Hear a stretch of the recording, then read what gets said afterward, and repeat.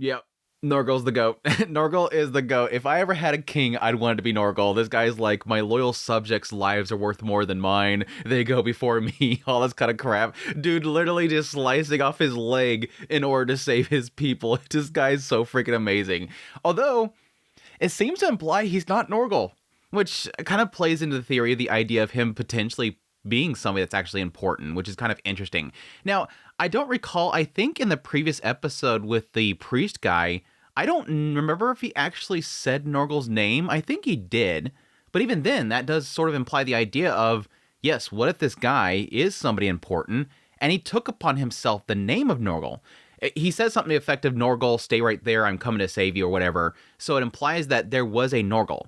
There is a person, and he potentially was trying to save that person. And what if he took upon himself the identity of that person? That's sort of what I'm kind of going towards. But either way, he's still amazing. He's still so amazing. This entire episode was literally him. Like, he is literally this entire episode. Like, Xylo constantly just, going along with whatever he says. Like, yeah, you're a magnanimous king or whatever. You're a great king. Yeah, sure, okay. Let's do that. You're gonna make me the commander-in-chief? Sure, okay. But yeah, the rest of the episode, pretty solid, I think, overall. I did like a lot of the interaction with Tiara as usual. Like, it seems to imply the idea that despite the fact that he keeps pushing her away, that's exactly why she wants to, work with him, is because he's all about, saving her life, putting her life first. And yes, also acknowledging that she does have an innate nature to want to be praised. Like, that was sort of coded into her, which was sort of what I was getting into with my first impressions, was like, it seems like all of these goddesses, they're coded that way. And I wondered if they'll ever get into the idea of that being sort of this nasty curse that is placed upon them that is forcing them to have to want to get praise, to have to want to do things for other people, and all that kind of stuff. But anyways, yes, let's get the episode proper, opening up with them initially finding the miners, and yes, quickly getting the idea that these individuals were pretty much left behind, that, they were the last people to be told because they're just, lowly workers or whatever. But getting into, of course, the sacred seals a little bit more. Now, specifically, the addition they're doing here is that, yes, Norgal obviously does really cool sacred seals. They're really incredible, whatever. But additionally getting the idea that since there's no sunlight to power them, the sacred seals consume energy quickly. I wonder if that's meaning that essentially the seals themselves sort of pull energy from the sun, and thus they're going to use them up quickly, being underground or whatever. But that aside, also getting the idea of specifically luminescence. Apparently luminescence is the mana of this world. That's the thing that's stored within the objects, and that's what is sort of limited. But also implying, based on this little crest that Xylo has, that each individual, each human themselves, has luminescence in them. So again, sort of like a mana source of some sort. And of course, Xylo, being our special main character, seemingly has a larger amount than normal people would have.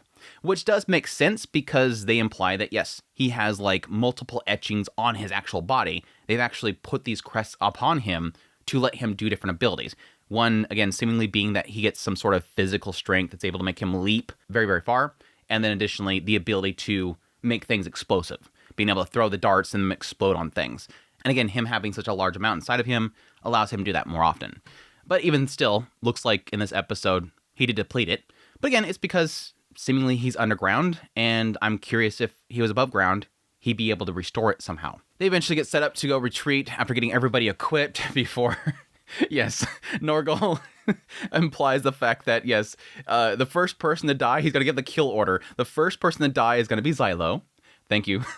The second person that's going to die is Norgal. He actually implies that I'd be the second one to go down, which again, a great king right there. Somebody that's willing to have his strongest soldier, of course, be at the front, be the first sacrifice, then they themselves, and then Tatsuya. It was odd that he had Tatsuya after him, but I would assume in the mindset of a king, he'd want at least one more strong unit to essentially try to get the rest of them out of there. You have one more person, one last life, let them get out there. So you have the first strongest soldier, you have the commander, then you have the remaining strength to try to have some sort of survivability. Again, he's a cool guy. Again, Xylo's like, you're one hell of a king. It's some good stuff. That's when we get a little brief shot of Kivia and the priest pointing out the fact that Teoreta, once that Xylo left, she's been pretty much sitting there useless, that she won't be useful as a weapon, which again, they're supposed to go fight this, demon lord, so he's assuming that she's not going to be of any use. But then we cut over Xylo and everybody, and Xylo's trying to get people encouragement that they're going to survive, they have to fight, and then of course, again, Norgal has to come in and do a big grand speech. And again, really cool guy. The fact that he's just really kind of emphasizing that their lives are important, that they've always toiled over all this stuff. They're literally the bloodline of the kingdom itself. Their lives have value. And that's, of course, what really does strengthen the people, is to know that somebody before them appreciates them. These are people that, yeah, they're lowly citizens. The kingdom itself sees them as lower than themselves. They're not royalty, they're not nobles, but yet he still sees value in them. He sees value in the everyday person that literally keeps the kingdom running. He just literally doesn't see them as expendables, basically. Enough to make them rise and fight. Enough to make them rise and fight. He's so cool, dude. I really do like him. But as they're about to die, of course, Tiara arrives and starts to ask for praises. How did you get away from them? I just slipped out. Their watchful eye is no match for my greatness. Do you want to praise me? So dorky. I know I was late, but aren't you going to praise me? Hey, please come praise me. Her little faces, it's just so freaking cute. I absolutely love her. But again, this is where we actually have her acknowledge the fact that she does know that she is coded to be the way that she is. And the fact that he won't bring her with him, and the fact that this is what she's supposed to do.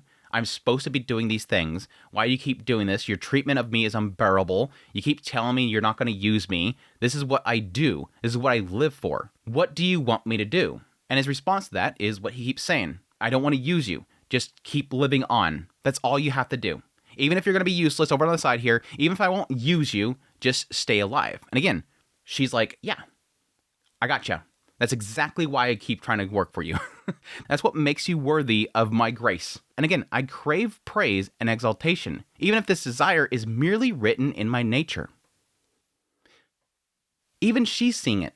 Even she is seeing it. She's not dumb to this, which is very interesting. The fact that this has been so coded in her that she has to fulfill this role. And again, unfortunately, like what happened with Cernerva, this is going to be something that's going to drive her to the point of dying. I would assume that she doesn't care.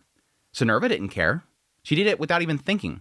I hope they do something really cool with that aspect. So too bad for you.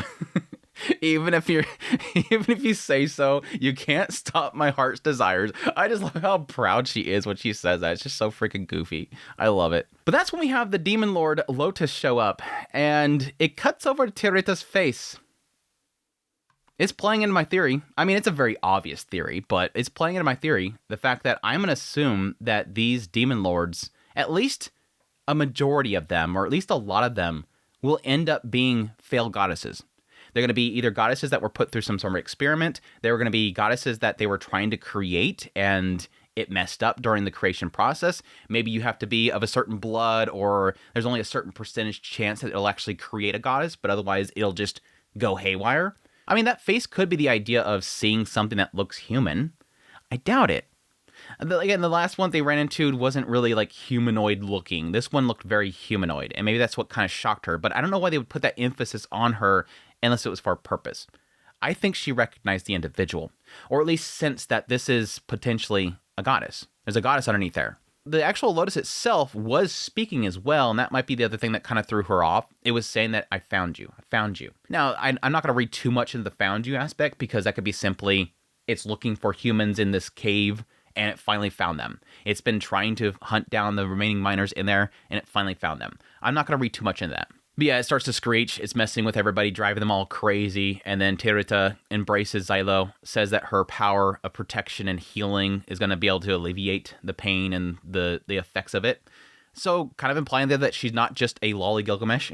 She doesn't just summon weapons for him to use. She apparently has the ability to protect and to heal as well. So very interesting there. But yeah, they fight for a while. Tatsuya ends up going out there with Xylo covering him, going crazy berserk. And eventually, yes, Norgal getting caught, getting pulled in, and absolutely going nuts. I freaking loved it, dude. At first, I'm like, is he cutting this vine? Yeah, he's cutting the vines. And eventually he gives up on cutting the vines. And he's like, screw it. And he starts cutting off his leg, just jabs in there, just breaking the bone with the blade. I'm like, oh gosh, dude, this guy is hardcore. He's talking about you're not gonna harm my people. I'm gonna get you. But again, at some point, he hears somebody call out Norgal, and then he says, Norgal, stay where you are. I'm coming to save you, before he drops down and attacks. Now, I don't think the other voice that said Norgal initially was his voice, so it could be somebody calling out to him, but what, again, it's that oddity there. It could be, again, that was somebody calling out to him, and he is Norgal, but why is he saying, Norgal, stay where you are? it gives me the sense that he's not Norgal. That's what I'm getting from that. And yes, that he's sort of reliving in that moment some potentially final moments of this Norgal. I don't know. I love the guy so much this episode that I'm just wanting his backstory right now. Like, I want this dude's backstory now. I just love this guy. He's so freaking great. But yeah, he gets thrown to the side, and then Xylo gets the big flamey thing from Norgal. Again, this fight's all Norgal. Gets that little crazy torch thing and just torches the damn thing. Saves everybody. And then we cut over to the town. I don't know why, but like initially when they come back to the town, they show some random knight, and he walks up to somebody and they say Radget. I don't know why they show this random knight and why they name this person, so I'm guessing they're going to be special somehow. Potentially he's going to be somebody that's seen something and uses it against them. But yes, Xylo talks to Venetum, the dude that just decided to ditch him before they even started the entire mission. And he mentions the fact that Norgal's going to go off to the repair shop, get himself a new leg, potentially from somebody else. Hopefully they get him a good one because he saved a lot of lives today. But yeah, before Xylo looks over, and the expected, the villagers looking at him with disdain, despite the fact that he literally just brought a whole bunch of these people home, they don't see it. They still see these individuals as criminals, which I guess that's the whole idea there, is that despite anything they do, because they're heroes, people would assume the worst. You probably did something incredibly horrible to be assigned as a hero. No doubt. You had to kill somebody important, you had to do a terrorist attack, you had to do something extremely bad. But yes, that doesn't stop the guy from bringing over his daughter and thanking him. And of course, it had to be the girl from the earlier episode. And of course, it had to be her birthday. It's like all these stupid, cheesy things all line up. It happens to be the guy that Xylo's been hanging out with all the time. And it happens to be her birthday on that day. And so all the stars line up. But it was cute. Again, acknowledging the idea that these individuals won't acknowledge him now, but eventually they will. And the fact that Xylo himself is like, yeah, we're used to it. Don't worry about it. And the cute daughter coming up and giving him the flowers. It was so freaking adorable. Tiara had to dive in there.